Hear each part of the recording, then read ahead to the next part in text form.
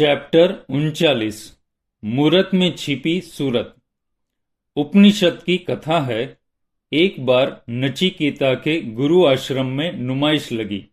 नचिकेता भी अपनी मां के संग आश्रम में आया तो द्वार पर बड़े अक्षरों में लिखा था, समाज के गुण पहचानो। नुमाइश में क्रमशः 3 मूरत रखी हुई थी। सबसे पहली मूरत बोली, मेरा नाम छलानंदी है। मैं पातालपुरी में रहती हूँ।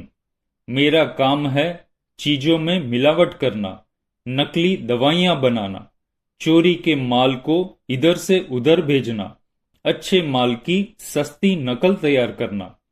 दूसरी मूरत के कानों में रुई ठूंसी हुई थी और उसकी आंखें भी बंद थी। वह बोली, मेरा नाम आलसी देवी है। मैं कामचोर हूँ।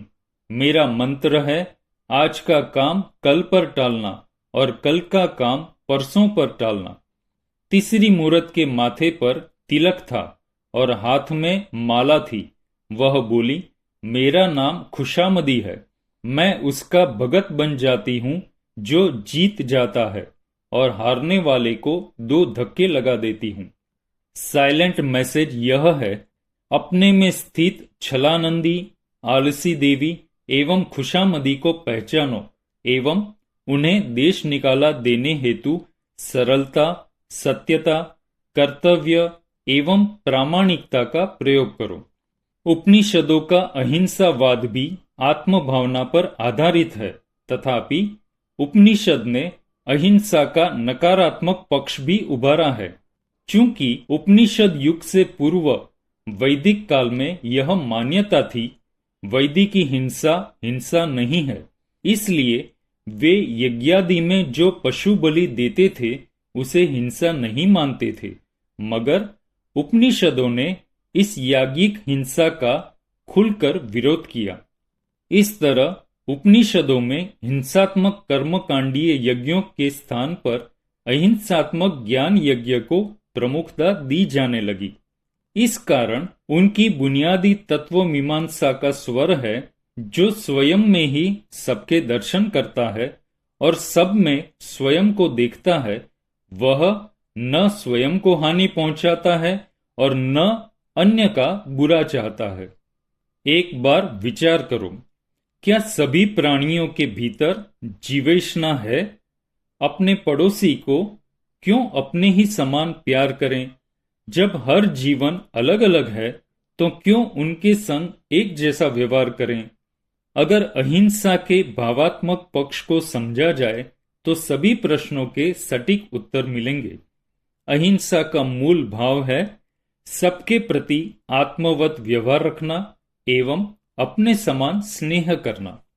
उपनिषद कहता है, अपने पड़ोसी को अपने समान प्यार इसलिए करना क्योंकि वह कोई दूसरा नहीं है, वह तू ही है। अतः अपने समान ही उसके साथ व्यवहार कर। आप और आपका पड़ोसी एक ही है, दोनों का स्वरूप एक जैसा है, अतः सब में अपना रूप निहारो। उल्लेखनीय तथ्य यह है, अहिंसा संबंधी समस्त पुस्तकीय ज्ञान का व्यावहारिक पक्ष अहम ब्रह्मास्मि अर्थात मैं ब्रह्म हूं, परमात्मा हूं, शुद्ध आत्मा हूं में प्रतिफलित होता है। वस्तुतः अहम ब्रह्मास्मि की अनुभूति बिना आत्मज्ञान के संभव नहीं। इसलिए आत्मज्ञान से ही हिंसा नष्ट हो जाती है।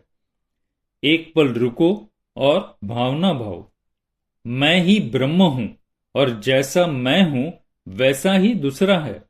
ऐसी सत्य धारणा जन जन के मन में बस जाए ताकि आत्मा के भीतर विराजमान परमात्मा तत्व उजागर हो सके।